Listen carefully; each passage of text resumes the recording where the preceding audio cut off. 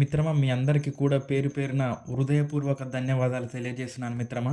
ఎందుకు అనంటే, మనము స్టార్ట్ అయ్యి డిసెంబర్ 28, 2025 తారీఖున ప్రారంభమైతే ఫిబ్రవరి ఈరోజు 20 దాదాపుగా 2026 ఓన్లీ 45 డేస్‌లోనే మన ఛానల్ 3000 మంది సబ్‌స్క్రైబర్లను చేరుకున్నాం మిత్రమా మనము. మీ అందరికీ కూడా మీ ఎంకరేజ్‌మెంట్ వల్లనే ఇదంతా సాధ్యమైంది మిత్రమా. మీ ఎంకరేజ్‌మెంట్ లేకపోతే అసలు ఇది సాధ్యమయ్యేదే కాదు. మీ అందరికీ కూడా పేరు పేరున ధన్యవాదాలు మిత్రమా. మీకు అందరికి కూడా నేను ఎల్లప్పుడూ రుణపడి ఉంటాను మిత్రమా. మీ అందరికీ పేరు పేరున మరొకసారి ప్రత్యేకమైనటువంటి ధన్యవాదాలు తెలియజేస్తున్నాను మిత్రమా. రైట్. మరి ఈరోజు మన టాపిక్ ఏంటి అనంటే, 7th క్లాస్ సోషల్ టెక్స్ట్ బుక్‌లో చివరి అట్ట మీద మనకు భారతదేశ జాతీయ చిహ్నాలని సారాంశం ఇచ్చాడు మిత్రమా. అక్కడ మనకు 9th class social text book మీదనేమో జాతీయ జెండాను ఎలా కట్టాలి, దాన్ని ఒకవేళ ఎలా మడత పెట్టాలి, అందులో ఎన్ని దీర్ఘచతురస్రాలున్నాయి, ఎలా తయారు చేయాలి, ఎవరు తయారు చేస్తారు, ఇది ఎలా ఎగరవేయాలి, ఏ టైంలో దాన్ని కిందికి దించాలనే విషయాన్ని మొత్తం కూడా 9th క్లాస్ సోషల్ టెక్స్ట్ బుక్‌లోనేమో అలా ఇచ్చాడు. 7th class social text book మీద మాత్రం భారతదేశ జాతీయ చిహ్నాలు మరియు తెలంగాణ రాష్ట్ర చిహ్నాలని ఇచ్చాడు మిత్రమా. నేను భారతదేశ జాతీయ చిహ్నాలనే తీసుకున్నాను. చూస్తే మరి మనకు అంశాలు దీని మీద ఉన్నటువంటి అంశాలేంటి, మనల్ని ఎక్కడి నుంచి క్వశ్చన్స్ అడుగుతా ఉన్నాడు అనే విషయాన్ని బాగా అర్థం చేసుకొని ముందుకు వెళ్ళడానికి ప్రయత్నం చేయండి మిత్రమా. ఆల్మోస్ట్ మనం అకాడమిక్ టెక్స్ట్ పుస్తకాలను చదివితే మనము ఏ పేపర్ అయినా కూడా ఆల్మోస్ట్ చేయడానికి వీలుంది మిత్రమా. 70% పేపర్ మనకు స్కూల్ టెక్స్ట్ బుక్స్ నుండే వస్తుంది మిత్రమా. కాబట్టి ఇక్కడ నుండి చదవడానికి ప్రయత్నం చేయండి. మరి మనకు భారతదేశ జాతీయ చిహ్నాలు ఏమున్నాయో చూస్తే, జాతీయ జెండా రూపకర్త పింగళి వెంకయ్య గారు. అదేవిధంగా మన జాతీయ భాష హిందీ, జాతీయ నది గంగా నది, జాతీయ గీతము జనగణమన. దీనిని మనకు రవీంద్రనాథ్ ఠాగూర్ రాశారు. ఈయనను విశ్వకవి అని అంటారు. ఈయనకు 1913 సంవత్సరంలోనే, అంటే బ్రిటిష్ వారి కాలంలోనే ఈయనకు మన భారతదేశం తరపున మొట్టమొదటి నోబెల్ బహుమతి వచ్చింది సాహిత్య రంగంలో. మరి అలాంటి రవీంద్రనాథ్ ఠాగూర్ విశ్వకవి రచించినటువంటి జనగణం అనే మనకు జాతీయ గీతంగా ఉంది. అదేవిధంగా మరి జాతీయ వృక్షం వచ్చేసి మర్రి చెట్టు, జాతీయ పండు వచ్చేసి మామిడి పండు, జాతీయ పుష్పం వచ్చేసి తామర పువ్వు, అదేవిధంగా జాతీయ జంతువు వచ్చేసి పెద్ద పులి, జాతీయ పక్షి నెమలి, జాతీయ గేయము వందే మాతరం. దీన్ని మనకు బంకిం చంద్ర చటర్జీ గారు రచించడం జరిగింది. గీతం అయితేనేమో జనగణమన, గేయం అయితేనేమో వందే మాతరం. ఇది ఇటీవల 150 సంవత్సరాలు పూర్తి చేసుకుంది. దీని మీద ఇటీవల పార్లమెంటులో కూడా వందే మాతరం మీద చర్చించారు మిత్రమా. అసలు ఏంటి వందే మాతరం, ఎందుకు కుదించాల్సి వచ్చింది, వందే మాతరం రచించిన తర్వాత ఎవరు ముందు ఆలపించారు అనే విషయాలను అంతటిని కూడా మీకు వందే మాతరం చెప్పేటప్పుడు నేను వివరిస్తాను మిత్రమా. అదేవిధంగా జాతీయ వారసత్వ జంతువు ఏనుగు, జాతీయ జలచర జంతువు డాల్ఫిన్, అదేవిధంగా జాతీయ రాజముద్ర వచ్చేసి సారనాథ్ స్తూపంలోని 3 సింహాలు. దీనిని అశోకుడు వేయించాడు. ఈ సారనాథ్ స్తూపం అనేది మనకు ఉత్తరప్రదేశ్లోని వారణాసికి సమీపంలో ఉంది. మరి మనకు జాతీయ క్యాలెండర్ వచ్చేసి శక సంవత్సర ఆధారిత క్యాలెండర్ను మనం ఉపయోగిస్తున్నాం. చైత్ర మాసం నుండి ఫాల్గుణ మాసం వరకు ఉపయోగిస్తున్నాం. అంటే మనకు మొత్తంగా తెలుగు నెలలు, అంటే ఉగాది ప్రారంభంతో తెలుగు వారికైతే తొలి సంవత్సరం అంటే నూతన సంవత్సరం ప్రారంభమవుతుంది. మరి అవి చూస్తే మనకు తెలుగు నెలలు మొత్తంగా 12 కలవు. చైత్రం, వైశాఖం, జ్యేష్టం, ఆషాఢం, శ్రావణం, భాద్రపదం, ఆశ్వయుజం, కార్తీకం, మార్గశిరం, పుష్యం, మాఘం, ఫాల్గుణం. మళ్ళొక్కసారి చూడండి మిత్రమా. చైత్రం, వైశాఖం, జ్యేష్టం, ఆషాఢం, శ్రావణం, భాద్రపదం, ఆశ్వయుజం, కార్తీకం, మార్గశిరం, పుష్యం, మాఘం, ఫాల్గుణం. ఎక్కడ వచ్చినది అక్కడ నేర్చుకోవడానికి ప్రయత్నం చేయండి మిత్రమా. అలా నేర్చుకుంటే నీకు నాలెడ్జ్ ఇంప్రూవ్ అవుతుంది. మనకు తెలుగు సంవత్సరాలు రావాలి, ఋతువులు రావాలి, నెలలు రావాలి, వేదాలు రావాలి, వేదంగాలు రావాలి, అదేవిధంగా పురాణాలు రావాలి, పర్వాలు రావాలి, కాండాలు రావాలి. చూడండి ఎన్ని విషయాలు మనకు మహాజన పదాలు రావాలి. అలా ఎక్కడిది అక్కడ నేర్చుకుంటూ పోతుంటే నీకేమవుతుందని అంటే నీ మైండ్ అనేది గుర్తుపెట్టుకునే తత్వాన్ని పెంచుకుంటుంది. అంతే తప్ప ఇక్కడ ఉన్నదాన్ని ఓన్లీ శక సంవత్సర ఆధారితము, చైత్రమాసం నుండి ఫాల్గుణ మాసం వరకు 12 నెలలు అని చదువుకుంటూ పోతే మనకేం అర్థం కాదు. అదేవిధంగా మరి మన భారతదేశం గ్రెగోరియన్ క్యాలెండర్ను అధికారిక క్యాలెండర్గా ఇప్పుడు మనం ఉపయోగిస్తున్నటువంటి క్యాలెండర్ గ్రెగోరియన్ క్యాలెండర్‌ని ఉపయోగిస్తున్నాం.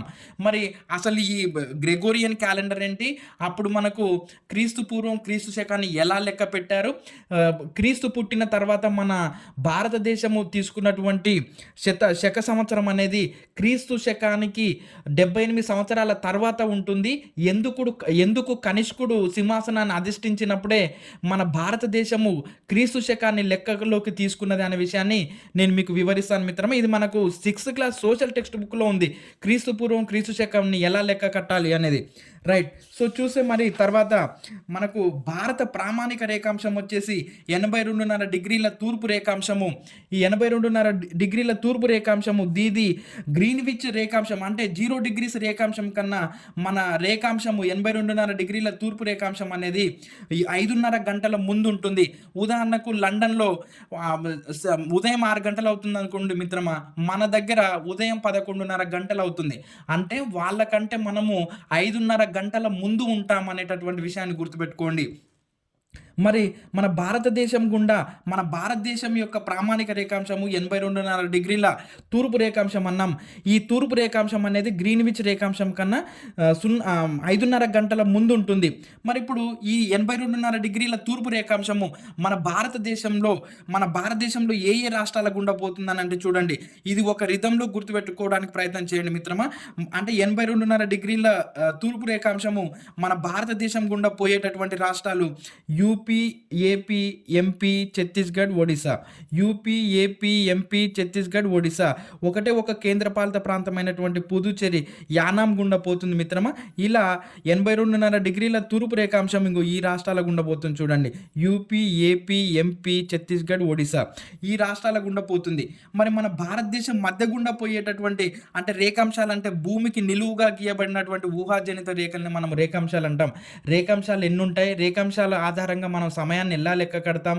ఈ విషయం అంతా కూడా మనకు 9th క్లాస్ సోషల్ టెక్స్ట్ బుక్‌లో అక్షాంశాలు, రేఖాంశాలు అనే పాఠం ఇచ్చాడు మిత్రమా. అక్కడ చెప్పేటప్పుడు మీకు పూర్తిగా వివరిస్తాను. అదేవిధంగా మరి చూస్తే మన భారతదేశం మధ్య గుండా పోతున్నటువంటి అక్షాంశం ఏంటి అని అంటే 23.5 డిగ్రీల ఉత్తర అక్షాంశము మన భారతదేశం మధ్య గుండా పోతుంది. అక్షాంశాలను ఎప్పుడైనా సరే మనము పశ్చిమం నుంచి తూర్పుకు తీసుకోవాలి మిత్రమా. పశ్చిమం నుంచి తూర్పుకు గీశారు అక్షాంశాలను. వీటిని మాత్రం 2 ధ్రువాలను కలుపుతూ గీశారు రేఖాంశాలను. అక్షాంశాలను మాత్రం పశ్చిమం నుంచి తూర్పుకు గీశారు. కాబట్టి మన భారతదేశం మధ్య గుండా పోతున్నటువంటి అక్షాంశం వచ్చేసి భూమి మధ్య గుండా పోతున్నది మాత్రము భూమధ్య రేఖ. అది భూమిని 2 సమాన అర్ధ భాగాలుగా విభజిస్తుంది. దాన్నే మనము 0 డిగ్రీస్ అక్షాంశము, దాన్నే మనం భూమధ్య రేఖ అని అంటాం. కానీ మరి మన భారతదేశం మధ్య గుండా పోతున్నటువంటి అక్షాంశం వచ్చేసి 23.5 డిగ్రీల ఉత్తర అక్షాంశము, దాన్నే మనము కర్కట రేఖ అని అంటాం. ఇది మరి మనకు 8 రాష్ట్రాల గుండా పోతుంది మిత్రమా. 8 రాష్ట్రాలు ఎలా గుర్తుపెట్టుకుంటారు అంటే చూడండి ఒక్కసారి. గూరామ చజపత్రిమి, గుజరాత్, రాజస్థాన్, మధ్యప్రదేశ్, ఛత్తీస్‌గఢ్, జార్ఖండ్, పశ్చిమ బెంగాల్, త్రిపుర, మిజోరం. అంటే ఈ 23.5 డిగ్రీల ఉత్తర అక్షాంశము అయినటువంటి కర్కట రేఖ మొట్టమొదట మిజోరంలో ప్రారంభించి మిజోరం అనే పేరు గల రాష్ట్రంలో ప్రవేశించి గుజరాత్తో ఎండ్ అవుతుంది. అంటే ఎందుకు మనము అక్షాంశాలను పశ్చిమం నుంచి తూర్పుకు తీసుకుంటాం కాబట్టి ఇది మొట్టమొదట ఎక్కడ ప్రవేశిస్తుంది అంటే మిజోరంలో ప్రవేశించి గుజరాత్లో ఎండ్ అవుతుంది 23.5 డిగ్రీల ఉత్తర అక్షాంశమైనటువంటి కర్కట రేఖ. మరి మనం చూస్తే గ్లోబ్ మీద మనం మేజర్గా 4 అంటే భూమధ్య రేఖ గీస్తాం, కర్కట రేఖ, మకర రేఖ. వీటి గురించే మనం ఎక్కువ. అదేవిధంగా ఇక్కడ మనం ఉత్తర ధ్రువము, దక్షిణ ధ్రువంగా తీసుకుంటాం. మరి కర్కట రేఖ, భూమధ్య రేఖ, అదేవిధంగా ఇక్కడ మకర రేఖల్ని ఎందుకు ప్రత్యేకంగా తీసుకుంటాం? వీటిని ఎందుకు మరి అక్షాంశాలు, రేఖాంశాలు చాలా ఉంటాయి కదా, వీటిని ఎందుకు పరిగణలోకి బాగా తీసుకుంటామనంటే ఇవి భూమి మీద సూర్యుడి యొక్క కిరణాలు పడేటటువంటి విధానాన్ని తెలియజేస్తాయి. సూర్యుడి కిరణాలు ఎలా పడుతున్నాయి, ఎప్పుడు ఉత్తరాయణం, ఎప్పుడు దక్షిణాయనం ప్రారంభమవుతుంది, ఋతువులు ఎప్పుడు ఏర్పడతాయి అనేటటువంటి విషయాన్ని అంతా కూడా నేను మీకు అక్షాంశాలు, రేఖాంశాలలో వివరిస్తాను మిత్రమా. చూడండి టెక్స్ట్ బుక్లలో ఎంత సమాచారం ఉందో. మనం ఇవన్నీ వదిలిపెట్టి ఏం చేస్తున్నామంటే పెద్ద పెద్ద స్థాయి పుస్తకాలను పట్టుకొని పాకులాడుతున్నాం మిత్రమా వాటి వెనకాల. సో నీకు దాని వెనకాల ఉన్నటువంటి ఫండమెంటల్ అర్థమవుతేనే నువ్వేం చదివినా అర్థమవుతుంది. నువ్వు డైరెక్ట్గా నేను రేఖాంశానికి జరగడానికి 4 నిమిషాల కాలం పడుతుంది, ఉంటుంది. అలా 15 నిమిషాలకు 15 రేఖాంశాలకు ఒక కాలమండలము, అలా మనకు 15 4 60, 60 నిమిషాలైతే ఒక గంట అని చెప్పాననుకో మనకేం అర్థం కాదు.